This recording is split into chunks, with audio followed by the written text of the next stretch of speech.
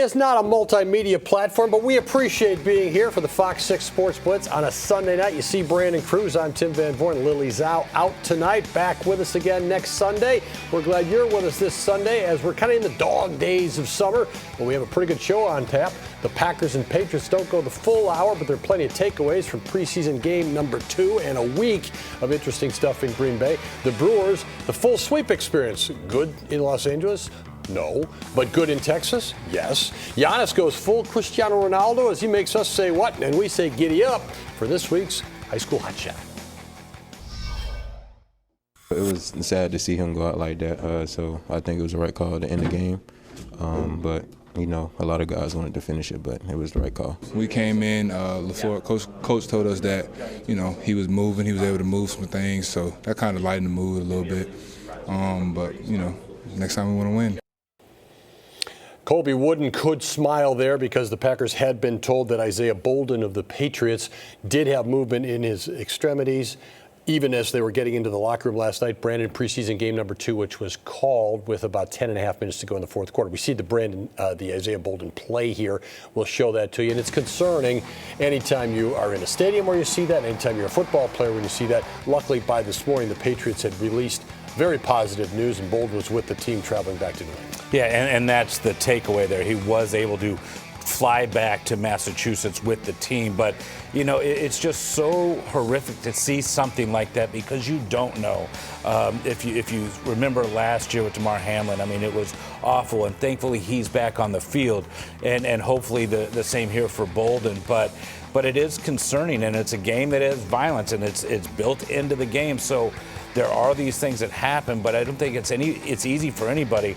And when it is time to look at the reality of the situation, I think the best thing to do is call the game. I mean, what is there to gain when guys are torn up and worried about this person, and more than anything, he's worried about him and his family?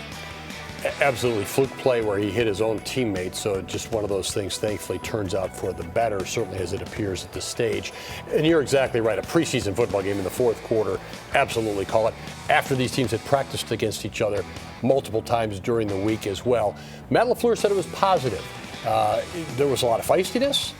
There was a lot of execution. The Patriots on the scoreboard win it, but the coach says we take away this being kind of a winning week for us. Can you see where he's coming from? I can, and if you look strictly at the stats from just the game, I mean, the people that you want to see play really dominated when it came to the play. The Packers starters were much better than the Patriots starters, but what you saw was a team rallying together, be it Thursday when there were 7 or more fights in practice, even with guys getting kicked off. These guys rallied behind one another, and then you see it again on Saturday night when Jordan Love slides after making a nice run and he gets a late hit. He comes up with his teammates fighting for him. Mm-hmm. So what you're seeing is a group of players coming together, backing one another up. And that's one of the things that I think is such an intangible when it comes to a team success. And that's the camaraderie in the locker room. This was before the game even. Mm-hmm. These two teams getting into a fight. So it just shows that there was a lot of animosity. And I think they were just sick of seeing each other one-on-one. And that to me was a carryover from whatever may have been said in one of the fights, say, on Thursday. And there's the late hit that you're talking about. And the Packers did come right down there and support Jordan Love, and it carried over again.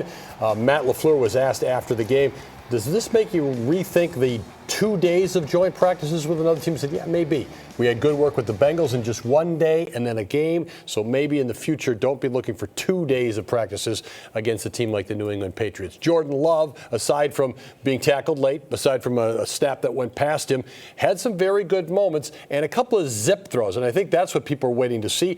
One long one to Romeo Doubs that stands up as a 40-plus yard play, and then the touchdown to Jaden Reed.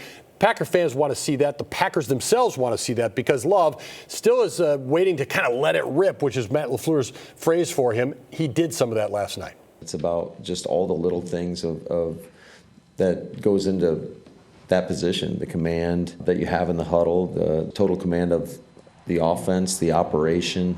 Obviously, execution's a big part of that as well. But I think we've all seen the growth over these last few years, and it's been pretty cool to witness. But you got to have a short memory in this game because you're only as good as your last game. We all know that, and there's a lot of work, and quite frankly, it's only the preseason. Matt LaFleur there, and he says that Love will play in the third game of the preseason on Saturday against Seattle. I can't imagine him being a whole lot. I mean, I think at this point in time, you've seen a majority of the work that you want out of him. Yes, you still want that progression that he's talking about, and that's what that'll be for. But I can't imagine him playing more than 1 or 2 series in that game against Seattle, because this is the time now where you really are starting to make sure guys are healthy for week 1 against the Bears. And that, to me, is the most important part. But with that being said, you still have things that you want to see before they get to that game. And if there's a snap that goes past him and it goes down on the field, don't reach in, Jordan. A little self-preservation now. You're the starting quarterback. This is the preseason.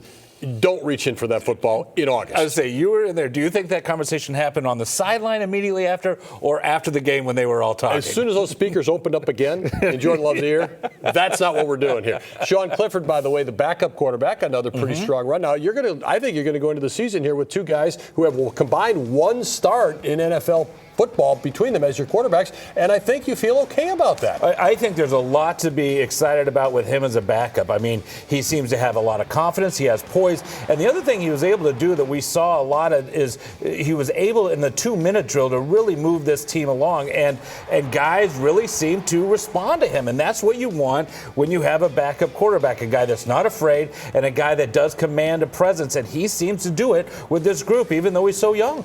Absolutely. Interesting. He's actually older than Jordan Love, but they're both young in football years, right. So it's a very strange situation up there. We'll see how it all goes. Seattle coming up, noon kickoff on Saturday. That's the time for that. Right now, it's time for our Fox 6 Blitz Insta Poll. You can go directly to the question. If you scan the QR code on the screen, just hold your phone up there or your device, or you can go to fox6now.com. How you feeling about the rest of this baseball season after the Brewers sweep the Rangers over the weekend? Your choices include Bring On October, Can't Sleep on the Cubs, Can't Sleep on the Reds, Check Back in September, or Taking It Day by Day. Initially, Bring On October for Chuck Craig Council's guys. It's a baseball season, and we want it like steady as it goes, and sometimes it bounces up and down a little bit. And so we played a good series, get to enjoy a day off, and on to another tough challenge. Well, it did bounce up and down a little bit this week. You go out to Los Angeles, sky high, feeling good about things, and the Dodgers took it to you, particularly in those first 2 games. You lose 3 to the Dodgers. Then you go to Texas, maybe licking your wounds a little bit, and you beat the Rangers for 3 in a row. The best team in the American League. Right. I mean, it's amazing. The one thing that you're seeing with this Brewers team, though, is they aren't dwelling on what happened the day before, the series before. They seem to have a very short memory, which is what you want with a team. The only concern to me here is they haven't fared well against the best in the National League, the Dodgers and the Braves, 2 teams that they will most likely have to face if they're able to advance into the playoffs. So that's the only concern. But again, they are beating teams like the Rangers. They are having success. All of a sudden, when it looks like things aren't going the right way, this team finds a way to turn it around and score without getting a lot of hits. I mean, even today, they didn't get hits until late. Their first 2 runs came with only 1 hit in the inning. How about those funky uniforms they saw at various times this weekend? Yeah. I mean, the crazy ones there. They had the crazy ones on Sunday with the powder blues for Texas. I don't know what you're watching there. Right.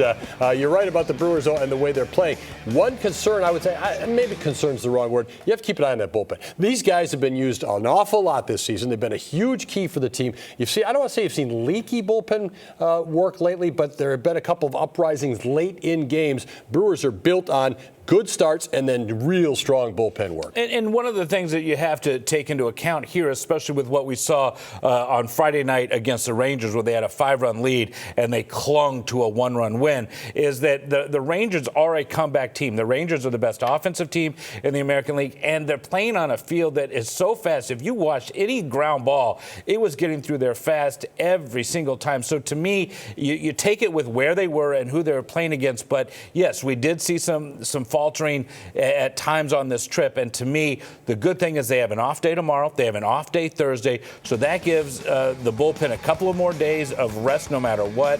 And then if you can, get some good starts because you've got Wade Miley going and Corbin Burns against the Twins, 2 guys that can go deep. that could also give this whole group a spell. Really interesting stretch, and we talked about it against these good teams, these first-place teams. So far, you're 3-3. I think you'd take that. You didn't really get it the way you thought you'd get there, but 3-3 with those 2 games, as you said, coming up against the Twins. And here are the standings right now for the Brewers, riding high there in the Central Division in the National League, leading the Cubs and Reds. Willie Adames has found a little bit at the right time. And I think he could be the key to this team's success if he stays hot. He was 7 for 9 after Saturday in this series. Today, he goes 0-4, but he still drives in a run by taking a shot off the head with the bases loaded. And the one thing you're seeing with him, which to me it's a stat that is incredible. Every single at bat he had on Saturday, he reached base all 5 plate appearances. He was in a 2-out, 2-strike situation, and he delivered every time. 4 hits and a walk. If he starts swinging the bat consistently well, this team is going to jump far ahead, I think, in this division. Rowdy Tellez is back. Carlos Santana has heated up a little bit. And you better call Tyrone Taylor getting some playing time, making it count. And I think this is one of those moments where he also realizes there's not a lot of space, there's not a lot of playing time available. So when he gets it, he has to make the most of his opportunity. And he did that today with a double, 2-run triple. I mean, he was key to the win today. And like you said, he did it all weekend. And one of the things that the Brewers are looking for is their outfield to be able to step up. And with Sal Frelick out for at least today, if not the next couple of days because of a tight hamstring, this is going to be his opportunity, and he has stepped up and done it, and the Brewers just couldn't be happier to see him do that at this moment. The Brewers beat Max Scherzer today. They've gone against Max Scherzer 3 times this season. They've beaten him all 3 times. He's been on 2 different teams for that, but that's really an impressive stat against a guy who's well compensated, Brandon, and still one of the best pitchers out there. Well, and one of the things that you saw today, watching this game, they were so selective with their pitches. They watched so many pitches go by, and he was nibbling. He wasn't throwing much for strikes, and because of that, his pitch count got to 99 before the 5th inning. He pitched 3 2/3 today, threw 99 pitches, and that was because the Brewers are able to be so selective, and then when they were swinging, they were just fouling him off or spoiling pitches and just frustrating him. And I think that's something that clearly they've seen if they watch Scherzer take pitches, and it seemed to work in their favor today. So do the Brewers have enough to win this division, and then if they win this division, enough pitching in a short series to get into the postseason a little ways? You said it exactly. It's their pitching that's going to get them anywhere they're going to go in the postseason. The hitting is going to be key. It's going to have to come up in clutch ways, but they don't get there without their starting pitching and with the back end of the bullpen. And because of the strength they have there, you could put them up against anybody, despite what I said earlier about struggling with the Dodgers and the Braves. Put them in a short series like that where it matters so much, and they have a fighter's chance to beat anybody. Interesting stuff. Good talk coming down the stretch of the baseball season. Let's talk a little bit of college volleyball. Wisconsin, I'll tell you, this state might be the home of college volleyball this season. The preseason poll released this week. Badgers begin the year at number 2 in the nation.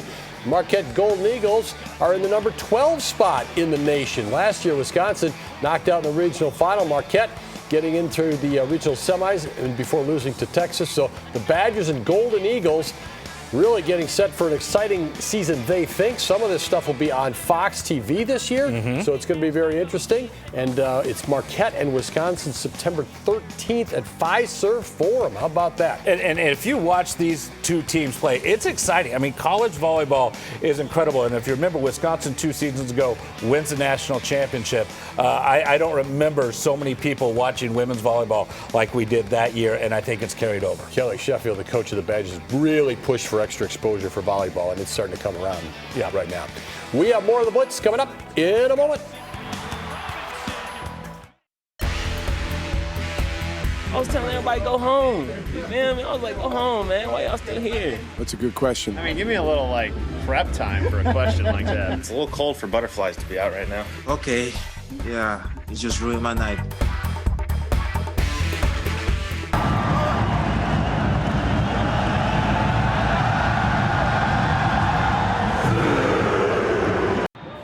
How about the ultimate soccer fan, Giannis Antetokounmpo, doing the Ronaldo celebration there in front of everybody in Nashville, a team he and his brothers are co-owners for. But one of the things he had done, that was when Lionel Messi was playing. He had begged Messi. He couldn't wait for this. And there he is in the pitch where Messi was. What do you know? Giannis enjoying doing something. I know. It's a surprise. Yeah, it's a Sunday or Saturday in this case, and he's doing that. Messi's team did beat Giannis's team in penalty kicks. And also, one more soccer note, Spain winning the World Cup. Well, let's check in on our Instapoll question. Remember, you can go directly to it right now by scanning the code on the screen, or just go to fox6now.com. How are you feeling about the rest of the season after the Brewers swept the Rangers?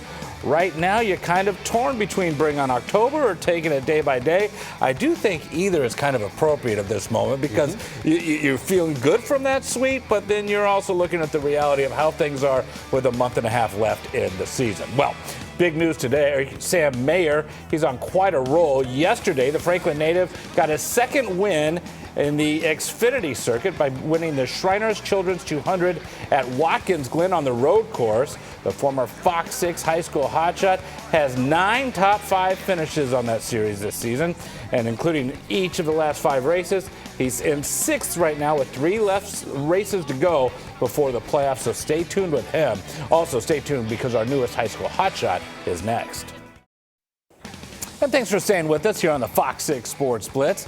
Whether it be on the dirt, the field, the court, or the ice, every surface is her domain. That's what makes one Cumberland freshman this week's high school hotshot.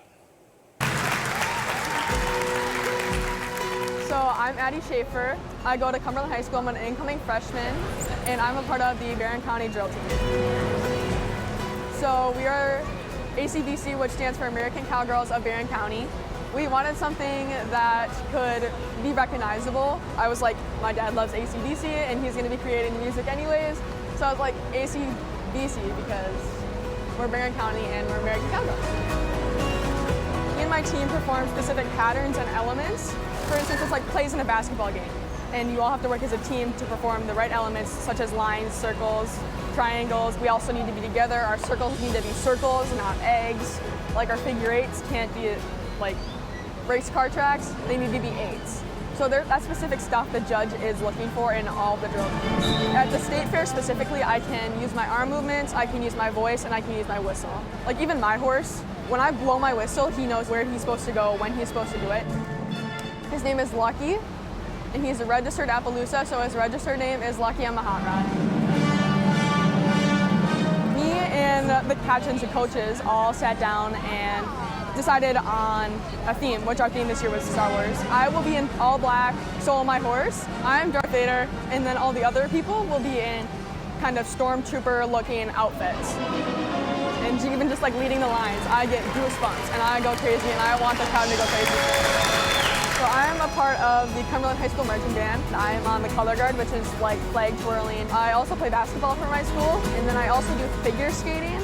I'm part of a club, so we have a little show at the end of the season.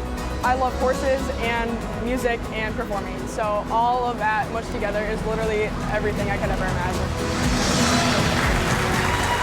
I'm Addie Schaefer. I go to Cumberland High School, and I'm the captain of the Barron County drill team. And I'm this week's FOX 6 High School hotshot. Well, 4 drill teams were invited to compete at this year's State Fair Champions Challenge. Addie plans to ride with ACBC through high school and has always dreamed of competing on a rodeo equestrian drill team. Well, high school football returned to Wisconsin this week. We showed off some amazing plays during the first high school blitz of the season. What about this play by Kettle Moraines' Drew Wagner? He makes the catch and then puts on a show, practically making the entire Racine Horlick defense miss out on tackling on a 58-yard touchdown. Now, we had so much fun in week 1, we figured we should do it all over again next week. So here's the high school blitz lineup for week 2. The game of the week, Oconomowoc at Sussex Hamilton. Lily Zhao will be there. We also have Milwaukee Hamilton versus Bradley Tech. Ellsworth versus Waukesha South. Oak Creek takes on Muskego. Fond du Lac's at Franklin. Grafton is at Port Washington. Tulsa West visits Cedarburg. And Homestead and Arrowhead go head-to-head. We'll be right back with the week ahead. We are coming down the stretch on the Blitz, and you're coming down the stretch with Brewer baseball. Kind of believing in this team. Get to October, we shall see. As for the Brewers, Twins and Padres both at home this week. And the Packers preseason, we hardly know you. It ends on Saturday against Seattle at home at noon. Supposed to be some hot weather this week. When it's hot on Saturday at noon? I know. Could be a cooker. It could be. For Brandon, I'm Tim. Lily's back next week. See ya.